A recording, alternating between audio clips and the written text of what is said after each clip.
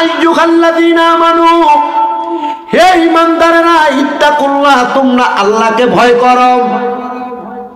ওয়াল তানজুর, তোমাদের প্রত্যেকের তাকানো উচিত, নাফসুম মা কদ্দামাত লিগাদ, তোমাদের পূর্ববর্তীদের দিকে যাদেরকে আগে প্রেরণ করা হয়েছে। আল্লাহ কেন আমার আল্লাহ তাআলা ঘোষণা করতেছেন? কারণ শোনো, তাদেরকে আগে প্রেরণ করার মাধ্যমে তাফসীর প্রমাণ করতেছে ওই বান্দাটা দুনিয়ার জমিনে দুইটা পরিস্থিতির মধ্যে ছিল, একটা ভালো পরিস্থিতি, একটা খারাপ পরিস্থিতি। দুনিয়াতে কত মানুষ মারা যায়, প্রত্যেক মানুষের নামে ইসালে সওয়াব কেউ করে আর কেউ করে না। কিন্তু আল্লামা সাহেব কেবলাদের অনুসরণ যারা আপনারা করতেছেন, খলিফা বদরপুরি হযরত মাওলানা ওয়াসিল আলী রহমতুল্লাহ আলাই, ওনারা তো আল্লাহ তাআলার এমন একটা পর্যায়ের ক্ষমতা অর্জন করেছে, যেই ক্ষমতা অর্জন করার কারণে আজকে তাদের ইসালে সওয়াবের মাহফিল করা হচ্ছে। আর এই ইসালে সওয়াব মাহফিলের মাধ্যমে শুধু এই নালবহর এলাকার মানুষের লাভ হবে না, এই ইসালে সওয়াবের মাহফিলের মাধ্যমে এই এলাকার যত কবরবাসী আছে তাদেরও লাভ হবে। এখন এই কবরবাসীর মধ্যে দুইটা শ্রেণীর মানুষ ছিল, একটা শ্রেণীর মানুষ ছিল বড় ভালো মানুষ। ওয়ালা তাকুনু কাল্লাযীনা নাসুল্লাহা ফাআনসাহুম আনফুসাহুম উলাইকা হুমুল ফাসিকুন।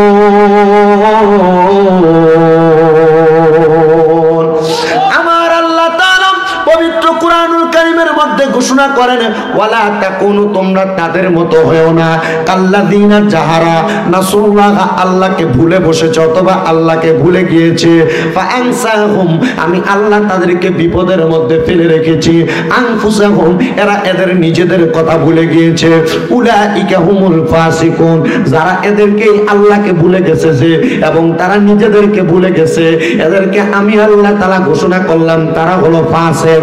ও আল্লাহ, আপনাকে কারা ভুলে গেছে? আমরা তো সবাই আপনার বান্দা, আপনি কেন বললেন তারা আপনাকে ভুলে গেছে আর আমরা আপনাকে ভুলে গিয়েছি? আল্লাহ বলে, বান্দা শোনো, আমি আল্লাহ তাআলা সকল বান্দারা আমাকে ভুলে গেছে, আমি তাদের কথা বলি নাই। যারা দুনিয়াতে আমার বান্দা দাবি করে, যারা দুনিয়ার জমিনের মধ্যে তাদেরকে নেককার মনে করে, কিন্তু আসলে তারা নেক কাজের কোনো ধারাবাহিকভাবে কোনো কাজের মধ্যে তারা লিপ্ত নয়। ও আল্লাহ, আপনি বলেন না কোন নেক কাজের সাথে আমরা লিপ্ত থাকার কারণে আমরা আপনাকে ভুলতে পারবো না।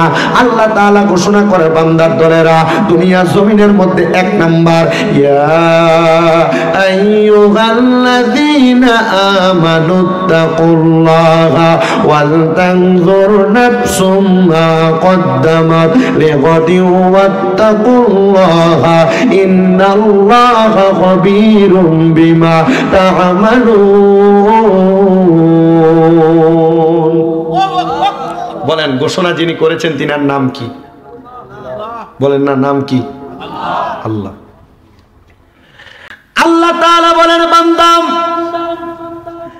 আমি আল্লাহ ঘোষণা করলাম, ইয়া আইয়ুহাল্লাযীনা আমানু, হে ঈমানদারেরা, ইত্তাকুল্লাহ, তোমরা আল্লাহকে ভয় করো। ওয়াল তানজুর, তোমাদের প্রত্যেকের তাকানো উচিত, নাফসুম মা কদ্দামাত লিগাদ, তোমাদের পূর্ববর্তীদের দিকে যাদেরকে আগে প্রেরণ করা হয়েছে। আল্লাহ কেন আমার আল্লাহ তাআলা ঘোষণা করতেছেন? কারণ শোনো, তাদেরকে আগে প্রেরণ করার মাধ্যমে তাফসীর প্রমাণ করতেছে ওই বান্দাটা দুনিয়ার জমিনে দুইটা পরিস্থিতির মধ্যে ছিল, একটা ভালো পরিস্থিতি, একটা খারাপ পরিস্থিতি। দুনিয়াতে কত মানুষ মারা যায়, প্রত্যেক মানুষের নামে ইসালে সওয়াব কেউ করে আর কেউ করে না।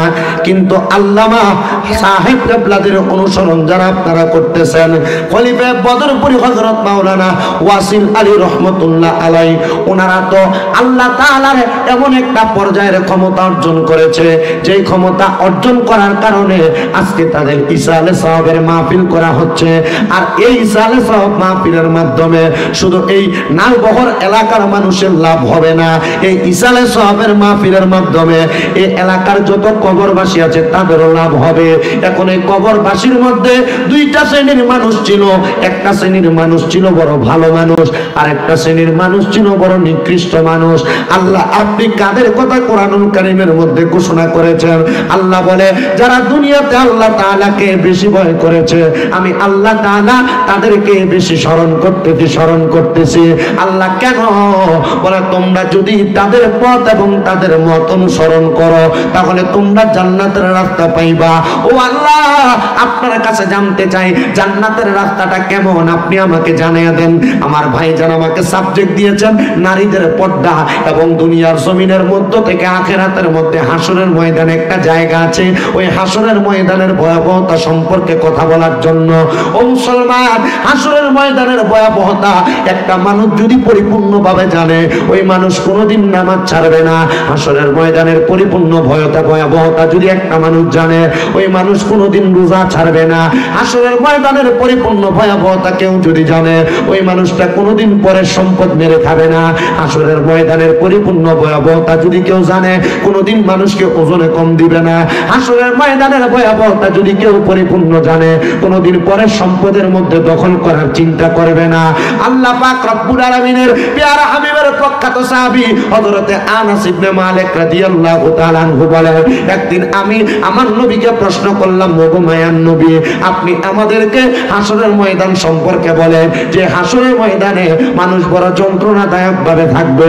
নবী আমার বলে, আনাস, মানুষ যন্ত্রণাদায়ক ভাবে থাকবে, তবে আল্লাহ যারা সাচ্চা বান্দা বান্দা ইমানদার বান্দা, তারা হাসরের ময়দানের মধ্যে যন্ত্রণার শিকার হবে না।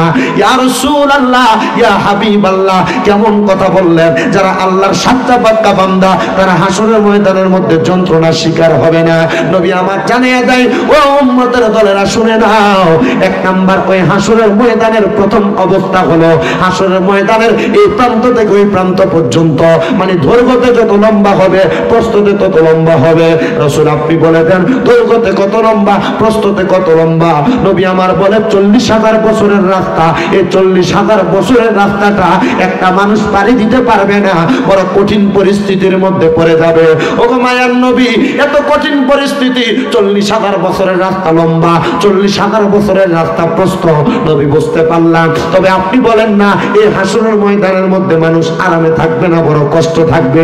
নবী বলে, এক নাম্বার যারা মুমিন, যারা সালেহ, যারা আবেদ, তারা হাসরের ময়দানে বড় আরামে থাকবে। আরামে যারা থাকবে তাদের কথাটা পরবর্তীতে বলতেছে।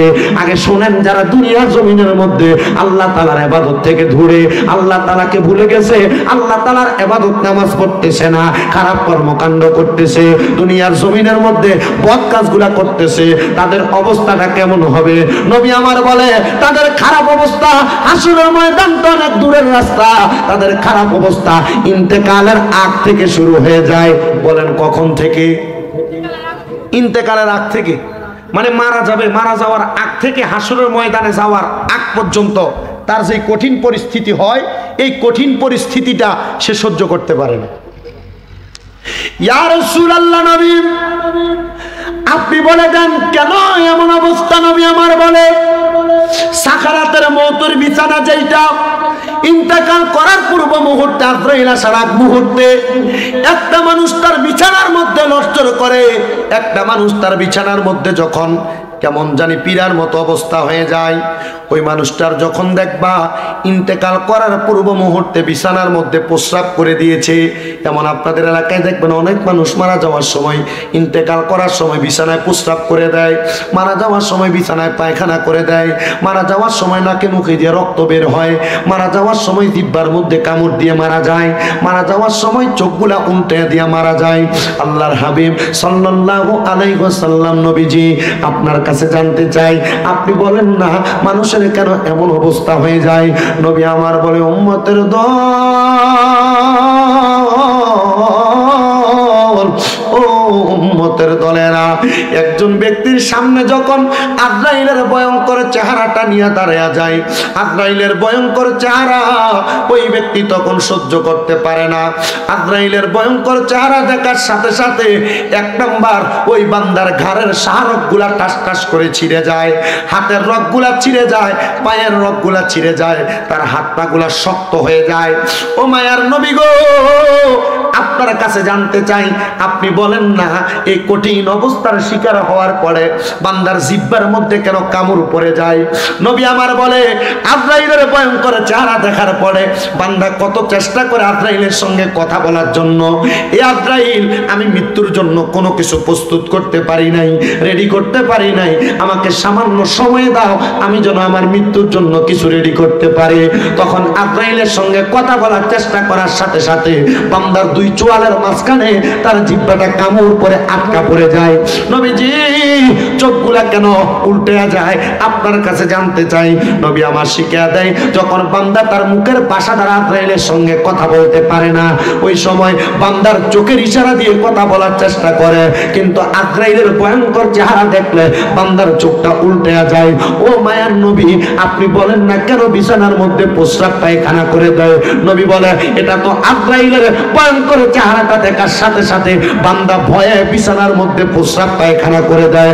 ও নবী, আপনি বলেন না ওই বান্দাটা নাকে মুখে দিয়ে কেন রক্ত বের হয়ে যায়? বর্তমান বিজ্ঞান পর্যন্ত যাচাই করে বলতেছে, যারা বড় বড় ডাক্তার তারা যাচাই করে করে বলতেছে, একটা মানুষ কেন নাকে মুখে দিয়ে রক্ত বের হয়? মৃত্যুর পূর্ব মুহূর্তে তার রোগের শিরা উপশিরা গুলা বন্ধ হয়ে যায়, রক্ত চলাচল করতে না পেরে বান্দার নাক এবং মুখ দ্বারা বান্দার রক্তগুলা নিঃসৃত হয়, বান্দার রক্তগুলা বের হয়ে যায়। এই জন্য বান্দাটা বড় কষ্ট পায় মারা যায়, বড় কষ্ট পায় মারা যায়।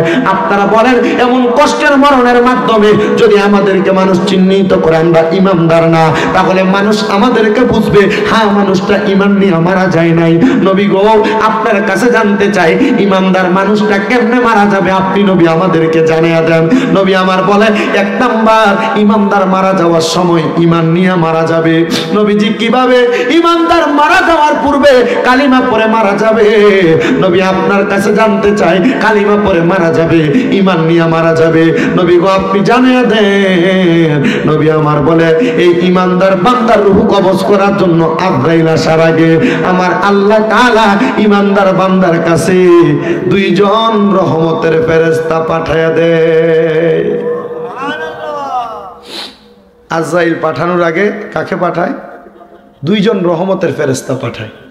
এলাকায় যদি প্রধানমন্ত্রী আসে, আসার দেখবেন এক মাস আগ থেকে কুকুর নিয়ে আসে, আইনা পরীক্ষা করে এখানে কোনো মনে করেন বোমা অথবা এমন কোনো এক কথায় হামলা করার মতো কোনো উপযুক্ত কিছু আছে কিনা এটা যাচাই বাছাই করার জন্য বিভিন্ন প্রশাসনিক কর্মকর্তাগণ এসে এলাকাকে পাহারা দিয়ে যায়, এলাকাকে ট্যাকেল দেয়, দেখে কোথায় কি সমস্যা। সব দেখার পর যখন বলে সব ঠিক আছে, তখন বলে আপনি আসেন, ঠিক না? তো ইমানদার বান্দা ইন্তেকাল করার পূর্বে তার রুহু তো কবজ করবে আজরাইল, কারণ রুহু কবজ করার দায়িত্ব আজরাইলের। কিন্তু ওই বান্দাটার রুহু কবজ করার জন্য আজরাইল আসার আগে ফেরেশতা আসে কয়জন? বলেন কয়জন? দুইজন ফেরেশতা আসে।